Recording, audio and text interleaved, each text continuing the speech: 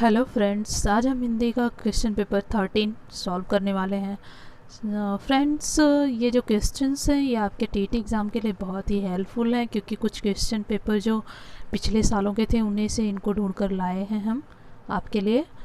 तो आइए ध्यान से पढ़ते हैं और समझते हैं। ओके, प्रश्न संख्या 1 है, महावीर स्वामी का जन्म कहाँ हुआ था? पावापुरी, वैशाली, कुशीनारा या परसौली? तो महावीर स्वामी का जन्म जो है वैशाली में हुआ था। प्रश्न संख्या 2 है, स्वच्छंद में कौन सी संधि है? विसर्ग, दीर्घ, गुण या व्यंजन? तो स्वच्छंद में व्यंजन संधि है। प्रश्न संख्या 3 है, श्रुति धर्म का क्या अर्थ है? जैन धर्म, बौद्ध धर्म, मुस्लिम धर्म, वैदिक धर्म? तो श्रुति धर्म का अर्थ है वैदिक धर्म। प्रश्न संख्या 4 है, इन शब्दों में कौन सा शब्द हिंदी शब्दकोश में सबसे अंत में आएगा? क्लीव, क्रम, कृषक, कृषाणु? तो जो क्लीव शब्द है ये सबसे अंत में आएगा हिंदी शब्दकोश में। प्रश्न संख्या 5 है, चराचरम जिसको कहते हैं जगत में कौन सा समास है? तत्पुरुष, द्वंद्व, बहुब्रीहि या कर्मधारय है? तो ये कर्मधारय होगा, ऑप्शन नंबर डी सही होगा। प्रश्न संख्या 6 है, भाषा शिक्षण की पद्धति नहीं है? किंडरगार्टन, मॉन्टेसरी, टेक्राली या अभिक्रमित अनुदेशन? तो भाषा शिक्षण की पद्धति किंडरगार्टन, मॉन्टेसरी और टेक्राली है, सिवाय अभिक्रमित अनुदेशन के। चलिए आगे बढ़ते हैं। प्रश्न संख्या 7 है, व्याकरण शिक्षण के लिए उपयुक्त नहीं है क्या? आगमन प्रणाली, निगमन प्रणाली, अव्याकृत प्रणाली तथा कक्षा अभिनय प्रणाली? तो व्याकरण शिक्षण के लिए कक्षा अभिनय प्रणाली जो है वो उपयुक्त नहीं है। प्रश्न संख्या 8 है, आनंद कादम्बिनी पत्रिका का प्रकाशन कहाँ से होता है? ए बनारस, बी मिर्ज़ापुर, सी इलाहाबाद तथा डी लखनऊ? तो आनंद कादम्बिनी पत्रिका का प्रकाशन जो है मिर्ज़ापुर से होता है। प्रश्न संख्या 9 है, आदिकाल की रचना है? अखरावट, छत्रसाल दशक, दीपशिखा तथा खुमान रासो? तो खुमान रासो जो है आदिकाल की रचना है। प्रश्न संख्या 10 है, हिंदी गद्य शिक्षण की पाठ्य योजना के में उद्देश्य कथन आता है? पूर्व ज्ञान के पश्चात, प्रस्तावना प्रश्न के पश्चात, आदर्श वाचन के पश्चात तथा मौन वाचन के पूर्व?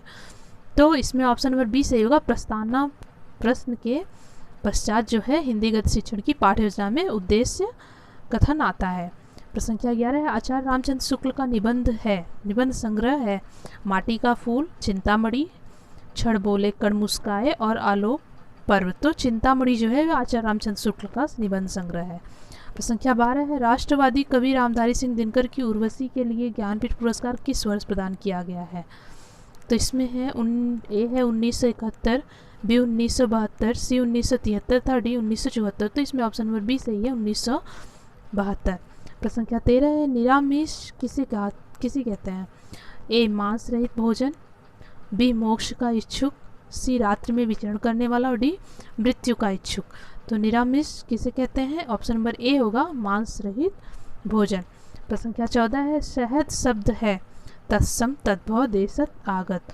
तो शहद शब्द क्या है? आगत है। प्रश्न संख्या 15 है, मुकुंद किसका पर्याय है? विष्णु, शिव, सूर्य, कामदेव? तो मुकुंद जो है विष्णु का पर्याय है। प्रश्न संख्या 16 है, काहेरी नलिनी तु कुम्हलानी, तेरे ही नाल सरोवर पानी? पंक्ति के रचनाकार कौन है? जयसी, रैदास, कबीर या दादू? तो इसमें कबीर जो है इसके रचनाकार है। प्रश्न संख्या 17 है, अर्ध स्वर है? य, व, ई, उ, री और ली और डी है श्री और श? तो इसमें य और वह जो है अर्ध स्वर है। प्रश्न संख्या 18 है, चोर की दाढ़ी में तिनका मुहावरे का सही अर्थ है? तो अपराधी का अपनी दाढ़ी खुजलाना, बी अपराधी का शंकाग्रस्त रहना, सी अपराधी की पहचान हो जाना और डी अपराधी की अपनी पहचान छिपाना? तो इसमें ऑप्शन नंबर बी सही होगा, अपराधी का शंकाग्रस्त रहना। प्रश्न संख्या 19 है, छत से ईंट गिरी वाक्य में कौन सा कारक है? ए अपादान, बी संबंध, सी अधिकरण तथा डी संप्रदान? तो छत से ईंट गिरी वाक्य में अपादान कारक है। प्रश्न संख्या 20 है, समष्टि का विपरीतार्थ शब्द है? विशिष्ट, अशिष्ट, अपुष्ट तथा व्यष्टि? तो जो व्यष्टि शब्द है यह विपरीतार्थ शब्द है समष्टि का। प्रश्न संख्या 21 है, अष्टछाप के कवि नहीं है? नाभादास, कृष्णदास, परमानंदास, नंददास? तो ऑप्शन नंबर ए सही होगा इसमें, नाभादास। प्रश्न संख्या 22 है, आचरण की सभ्यता किसका निबंध है? महावीर प्रसाद द्विवेदी, सरदार पूर्ण सिंह, रामचंद्र शुक्ल तथा पद्म सिंह? तो आचरण की सभ्यता जो है सरदार पूर्ण सिंह का निबंध है। प्रश्न संख्या 23 है, भूषण किस काल के कवि हैं? वीरगाथा काल, भक्ति काल, रीतिकाल या आदिकाल। तो भूषण जो है वो रीतिकाल के कवि हैं। प्रश्न संख्या 24 है, निम्न में से तद्भव शब्द है भ्रमर, अग्नि, मस्तक तथा मछली। तो इसमें मछली शब्द जो है तद्भव शब्द है। प्रश्न संख्या 25 है, तेरी बर्छी ने बेर छीने हैं, खलन का पंक्ति में कौन सा अलंकार है? रूपक, अनुप्रास, श्लेष तथा यमक। तो इसमें यमक अलंकार है। प्रश्न संख्या 26 है, हिंदी प्रदीप पत्रिका का संपादन किया है बद्रीनारायण चौधरी, प्रेमधन, बालकृष्ण भट्ट, प्रताप नारायण मिश्र तथा भारतेंदु हरिश्चंद्र। तो हिंदी प्रदीप जो पत्रिका है इसका संपादन बालकृष्ण भट्ट ने किया है। इसमें ऑप्शन नंबर बी सही होगा। प्रश्न संख्या 27 है, इनमें कौन सा शब्द तद्भव है? मधुप, मुंदरी, मुद्रिका तथा मुद्रिका। तो इसमें से जो मुद्रिका शब्द है ऑप्शन नंबर डी ये सही होगा, तद्भव शब्द है। प्रश्न संख्या 28 है, निम्न में से कौन सा निबंध हजारी प्रसाद द्विवेदी की नहीं है? ए अशोक के फूल, बी कुंटस तथा सी विचार प्रवाह तथा डी वृत्त और विकास। तो इसमें हजारी प्रसाद द्विवेदी का नहीं है, तो वृत्त और विकास जो है ये इनका निबंध नहीं, बाकी अशोक के फूल, कुटज और विचार प्रवाह ये इनके निबंध है। प्रश्न संख्या 29 है, मृगावती किसकी रचना है? उस्मान, मंजन, कुतुबन तथा जायसी। तो मृगावती जो है कुतुबन की रचना है। आइए आगे चलते हैं। प्रश्न संख्या 30 है, आनंद कादम्बिनी के संपादक कौन थे?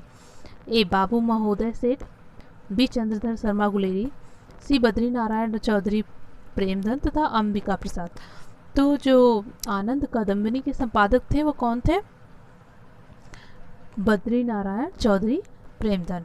प्रश्न संख्या 31 है, सत शब्द को स्त्रीवाचक बनाने के लिए किस प्रत्यय का प्रयोग होता है? ई, इक तथा आ। तो सत शब्द को स्त्रीवाचक बनाने के लिए आ जो है प्रत्यय का प्रयोग होता है। प्रश्न संख्या 32 है, अश्व का पर्यायवाची शब्द में से कौन सा नहीं है? घोड़ा, घोटक, कटक तथा है। तो इसमें से कौन सा सही होगा? कटक जो है ये अश्व का पर्यायवाची नहीं, बाकी घोड़ा, घटक और है अश्व के पर्यायवाची शब्द है। संख्या 33 है, जो एक स्थान पर टिककर नहीं रहता वाक्य के लिए एक शब्द कौन सा है? अस्थिर, अडिग, यायावर तथा गतिशील। तो यायावर इसमें शब्द जो है ये सही होगा। संख्या 34 है, समास का अर्थ है संक्षेप, विच्छेद, विस्तार तथा नवीन अर्थ। तो संक्षेप शब्द समास का अर्थ होता है। संख्या 35 है, निम्न शब्द में अधिकरण कारक का प्रयोग हुआ है? वाहनारूढ़, सत्ताधीश, गंगाजल तथा रेखाचित्र। तो वाहनारूढ़ जो है इसमें अधिकरण कारक का प्रयोग हुआ है।